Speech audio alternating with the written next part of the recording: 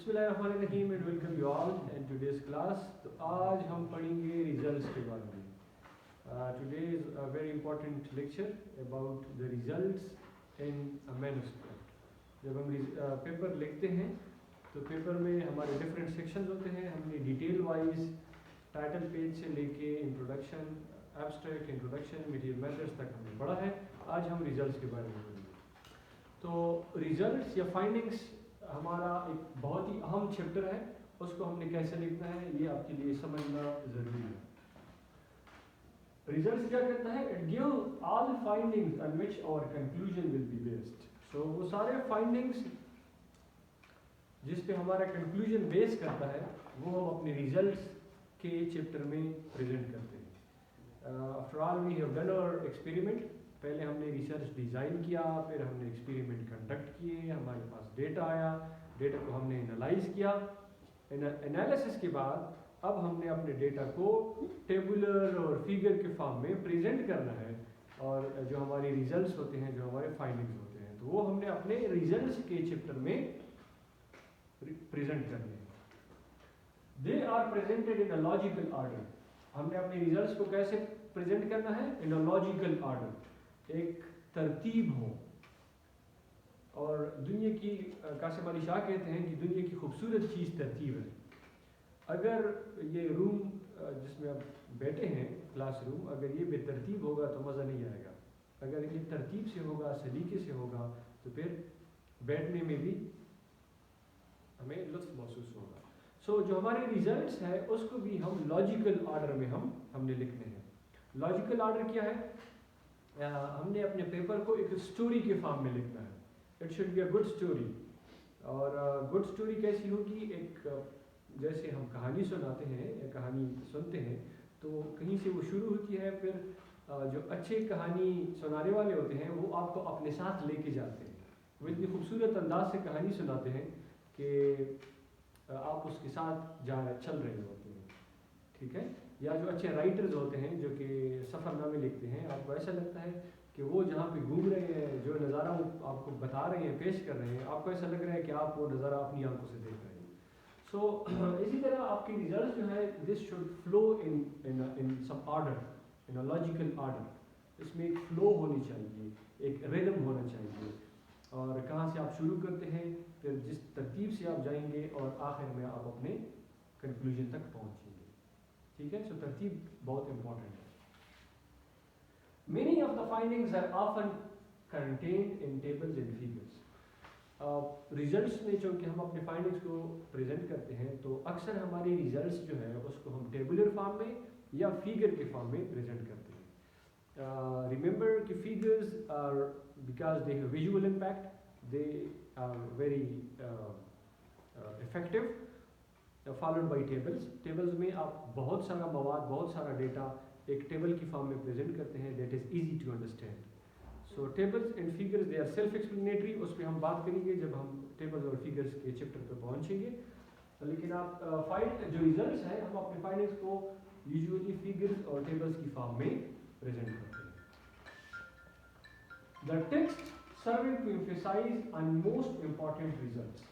اچھا، جو ہمارے ٹیبلز یا فگرز ہوتے ہیں اس کے ساتھ ہم ان کی تھوڑی بہت ایکسپلینیشن بھی کرتے ہیں ان اے فارم آف ٹیکسٹ. جیسے ہمارا ایک ٹیبل آ گیا تو اس ٹیبل کو ہم کیا کرتے ہیں؟ ہم اس کی تھوڑی ایکسپلینیشن دیتے ہیں یوزنگ دا ٹیکسٹ. اوپر ہم ٹیکسٹ لکھتے ہیں، نیچے ہمارا ٹیبل آئے گا. ٹھیک ہے؟ سو ٹیبل اور فگر میں جا کے اس پہ پھر ڈیٹیل سے ہم بات کریں گے کہ ٹیبل کیسے ڈرا کرتے ہیں، فگر میں کیسے ڈرا کرنا ہے. اوکے. اب ایک اچھے ریزلٹس لکھنے کے لیے اگر ہم نے ریزلٹس کے چیپٹر کو اچھا بنانا ہے، خوبصورت شاندار بنانا ہے، تو اس کے لیے کیا چیزیں ضروری ہیں؟ Number 1، make full use of subheadings. جتنے آپ کے سب ہیڈنگز ہوں گے خوبصورت انداز سے ایک ردم میں، ایک فلو میں آپ کے سب ہیڈنگز آئیں گے، اتنی آپ کی اسٹوری، اتنی آپ کی رائٹنگ اچھی ہوگی. ٹھیک ہے؟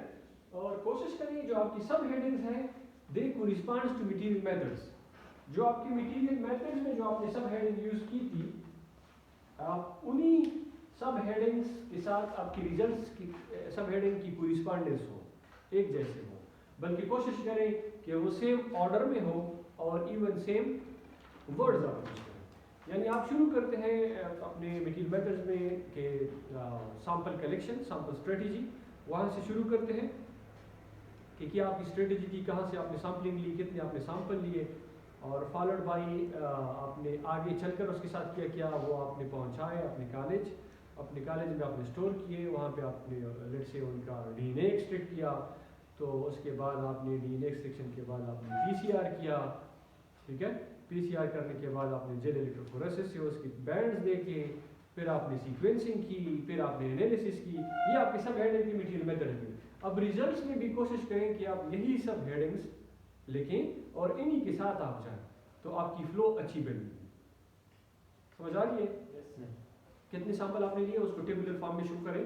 لیٹ سے آپ نے پورے پاکستان سے سیمپل لیے ہیں تو کے پی، پنجاب، سندھ، بلوچستان، اور ان کے سامنے سیمپل لکھیں اور پھر کون کون سے بریڈ تھے اس کے سامنے لکھیں. اس ڈیٹا کو آپ ٹیبولر فارم میں پریزنٹ کریں جو خوبصورت انداز سے اور ایزی وے میں آپ پریزنٹ کر پائیں گے. پھر آپ آگے جائیں، یہاں پہ سیمپل پہنچے تو آپ نے ان کے ساتھ کیا، ٹھیک ہے، ان کی آپ کے ساتھ کیا فائنڈنگز آ گئی، اپنی پی سی آر کیا تو کیا فائنڈنگز آئی، جیل کا پکچر دے یہاں پہ لگائے، سیکوینسنگ آپ نے کی تو اس کی پکچر لگائیں، انالیسس کی تو اس کی ٹیبلز بنائیں، فگرز بنائیں، یہاں پہ پریزنٹ کریں. ٹھیک ہے، تو ایک فلو میں آپ کی ریزلٹس ہونے چاہیے. Give the most important results first. تو یہ ظاہری سی بات ہے کہ جو آپ کی اسٹرینگس ہیں وہ آپ بتاتے ہیں لوگوں کو. ٹھیک ہے، تو اسی طرح آپ کی ریزلٹ، آپ کے مینوسکرپٹ میں، آپ کی ریسرچ میں جو آپ کے اسٹرینگس ہوتے ہیں، آپ کے اسٹرینگس کیا ہے، آپ کے اچھی results, significant results, important results, آپ وہ پہلے بتائیں اور اس کے بعد جو آگے باقی ریزلٹس ہیں وہ بتائیں. پھر آپ give some interpretation of data and tables and figures. یہ تو بات ہوگی کہ جو ٹیبلز اور فگرز میں جو آپ کا ڈیٹا ہے اس کی تھوڑی بہت انٹرپریٹیشن کریں آپ ٹیکسٹ کے فارم میں. اس کے بعد include findings relevant to your objectives even if they are contradictory. یہ سمجھنا بہت امپورٹنٹ ہے. اکثر ہماری کوشش ہوتی ہے کہ ہم صرف سگنیفیکنٹ کے پیچھے لگے ہوتے ہیں کہ سگنیفیکنٹ اور پی ویلیو سگنیفیکنٹ ہے تو ہم وہ پریزنٹ کرتے ہیں. اگر آپ کی ریزلٹ سگنیفیکنٹ نہیں ہے، نان سگنیفیکنٹ ہے، تو آپ ان کو بھی بیان کریں، ان کو بھی پریزنٹ کریں اگر وہ آپ کے آبجیکٹیو سے کنٹراڈکٹری ہے، آپ کے آبجیکٹیو کے ساتھ ملتے ہیں. ایون اگر آپ کی پی ویلیو نان سگنیفیکنٹ ہے، ڈزنٹ میٹر، اگر وہ ریزلٹ آپ کے آبجیکٹیو کے ساتھ کنٹراڈکٹری ہے تب بھی آپ لکھیں. مثلا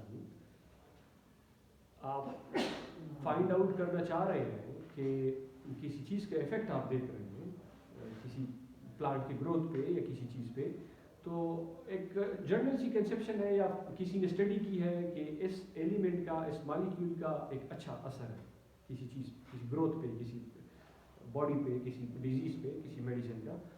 اب آپ نے ایکسپیریمنٹ کیا، آپ کے پاس وہ ریزلٹس ویسے نہیں آئے، کوئی اچھا میڈیسن ہے لیکن آپ کی ریزلٹ، آپ کی ریسرچ میں اس نے ریزلٹس نہیں دیے، تو پھر اب یہ نہیں کہ آپ اس کو چھپائیں کہ یار آپ تو کہتے ہیں کہ یہ تو بڑا اچھا مالیکیول ہے، دنیا میں لوگوں نے رپورٹ کیا ہے کہ بڑے اچھی ریزلٹ دے رہا ہے اور آپ کے پاس ریزلٹس نہیں آئے. تو ڈرے نہیں، اگر آپ نے اچھا کام کیا ہے تو اس کو پریزنٹ کریں. اگر آپ نے جینوئنلی آنیسٹلی کام کیا ہے، اب کیوں ریزلٹس کنٹراڈکٹری آئے، اس کے ڈفرینٹ ریزنز ہو سکتے ہیں، وہ آپ ڈسکشن میں پھر دیکھیں گے کہ کنٹراڈکٹری کیوں آتے ہیں result. could be the change in season, change in management, change in the physiology of the individual, change in environment, change in other there could be many factors that can cause change. اگر آپ نے research کی ہے generally honestly, سو no matter آپ کے results significant ہے یا naan significant ہے، آپ وہ ضرور لکھیں، اور جو آپ کے آبجیکٹیو کے ساتھ ریلیونٹ ہوتے ہیں وہ تو آپ نے ضرور لکھتے ہیں even if they are contradictory. ٹھیک ہے. اکثر لوگ کیا کرتے ہیں، وچ از اے بیڈ پریکٹس، اگر ان کے پاس ریزلٹس اچھے نہیں آتے تو وہ ڈیٹا مینیپولیٹ کرتے ہیں just to bring the result significant. Significant کے پیچھے نہ بھاگیں، جو آپ کی ریزلٹس ہیں وہی شو کریں، اور پرووائڈیڈ اگر آپ کی ریزلٹس جینوئن ہیں تو you will have some reason to explain why these are contradictory. Give appropriate indication of the P value.